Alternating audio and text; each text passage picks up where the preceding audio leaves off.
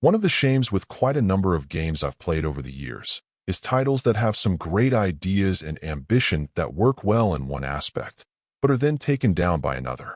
Granted, depending on the area that's underdeveloped and how essential it is to the core play experience, some weaknesses are more crippling than others.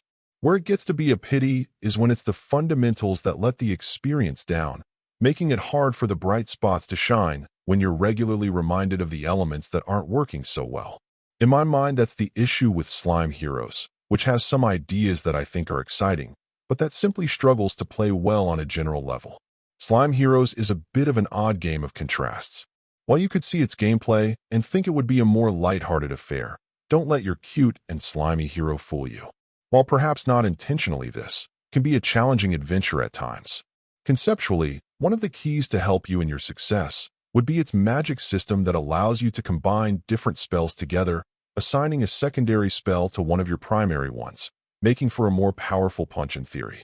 While I'll admit that the further you go, and the more spells you then have at your disposal to combine, I'd argue it takes some time to see anything remotely potent. If anything, early experiments tended to result in inconsistent or even functionally useless combinations. Sometimes they could look flashy, but in practice I tended to get better results with them on their own. What really lets the game down is the general execution of the combat in the end, which is something central to pretty well the entire experience, so its weakness is thoroughly felt.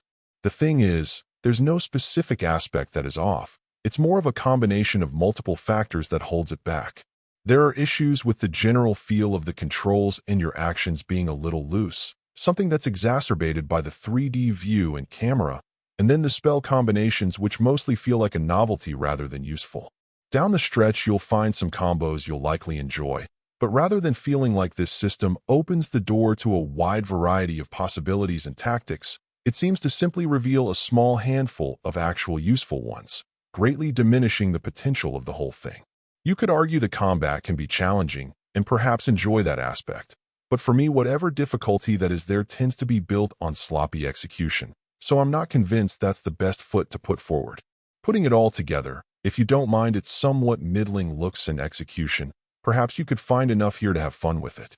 I've certainly played worse games on the eShop in this general vein, but I'd argue there are more than enough better ones that it ends up being pretty far down the list. Perhaps if all of its ideas had been better implemented and opened the door to more exciting possibilities, there could have been more to salvage the experience, but as is, it's just not terribly compelling.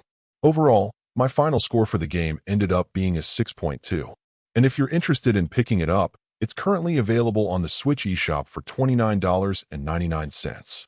Thank you for taking the time to listen to this review. And if you'd like more information or ideas of indie games worth checking out on the Switch or the Switch 2, be sure to click on the link provided in the description. Until next time.